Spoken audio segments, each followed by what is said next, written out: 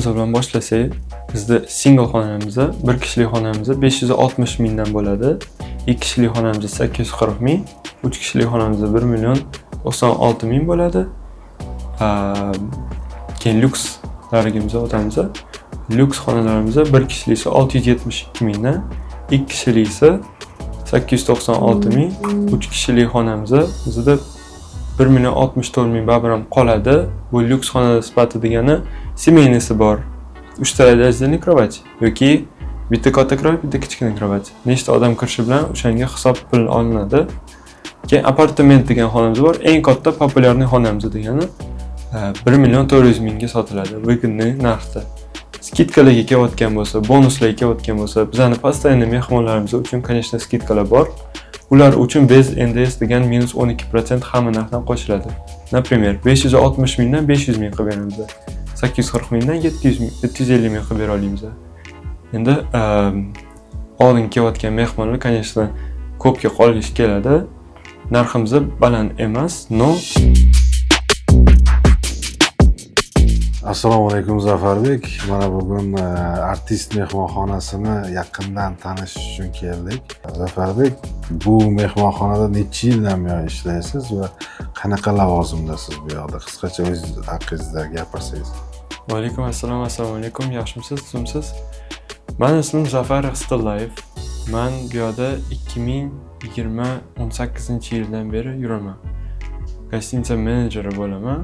Ko'rinishlarni, administratorlarni kontrolga oladigan odam. Artist Regency Hotel o'zi oilaviy biznes bo'lib boshlangan. Например, birinchidan amaqim bu yerni proyekt qilib, o'zlari remont qilib qo'yganlar. Adam bilan men bu yerda qarab yuradigan odam bo'lamiz. Bizlar bilan Artist Regency Hotel bilan Orzu Hotel, Home Boutique Hotel, Green Hotel hammasi bizlarning o'zimizning mehmonxonalarimiz bo'ladi, filiallarimiz. O'shani qo'shish bilan yangi proyektimiz bor. Agroservice Orzu degani o'sha yerda toza qulupnay mahsulotlarni sotamiz. Bemalol zakazga mumkin. Bu artist mehmonxonasi nechta xonani o'z ichida olgan va nechta kategoriyalari bor? Общий 45 ta xonamiz bor. O'shani ichida 7 ta kategoriyamiz bor. Lyukslar bor va standartlarimiz bor. Oldingi standartlar boshlanadi. Single, double, twin va boshqa hammasi lyuks kategoriyalarga kiradiganlar.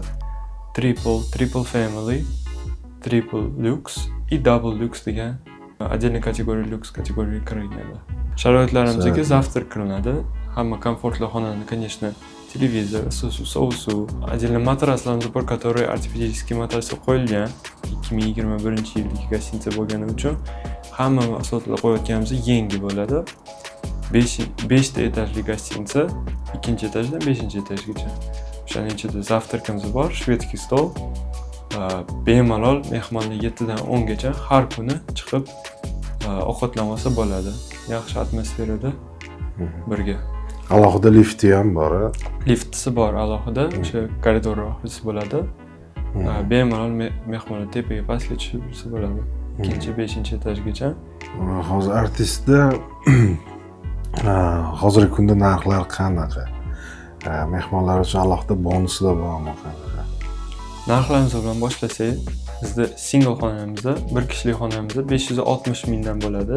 2 kishilik xonamizda 840 ming, 3 kishilik xonamizda 1 million 96 ming bo'ladi.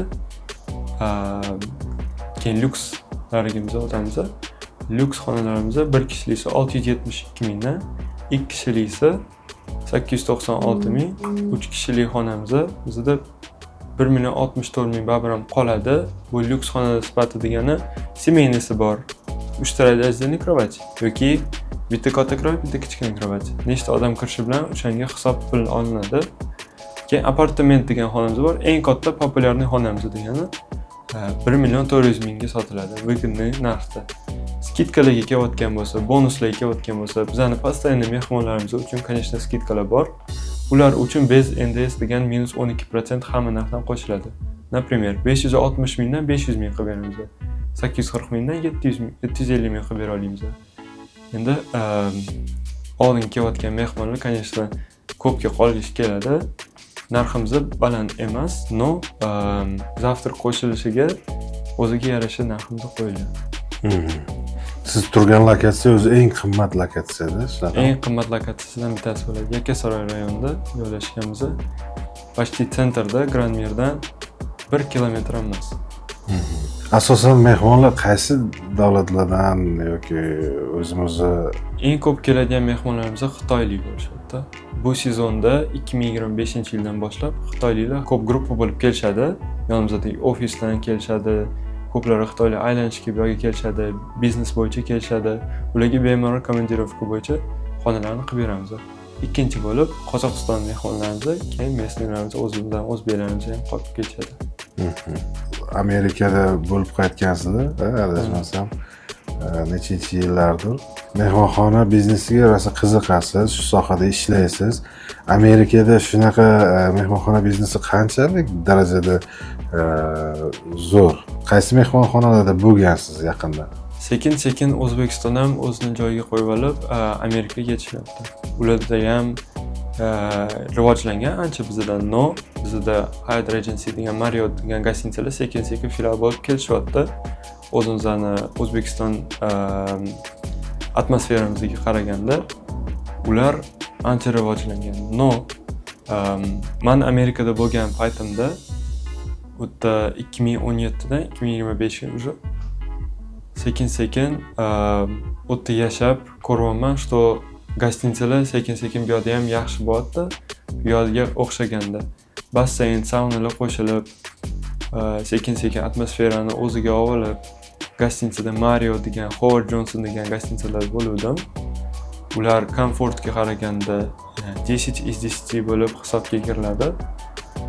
Zavtraklariga qaraganda biz ham sekin-sekin narsa ulardan o'rganyapmiz, no, O'zbekiston ham sekin-sekin rivojlanyapti o'ziga qaraganda. Endi shu oxirgi bitta savolim bor. Nima uchun artist nomi berilgan? Bu savolga javoblar rosa ko'p. Chunki artist degani o'zi xudojnik degani. Xudojnik degani bilan mana amaqim bu yoni proyekt o'zini qo'llariga olganlarida har kuni proyekt uyga ko'tarilib keladi. Biz ujin qilayotgan paytlarimizda oilaviy kelardilar, ko'rsatardilar. Mana mashina proyektim bor.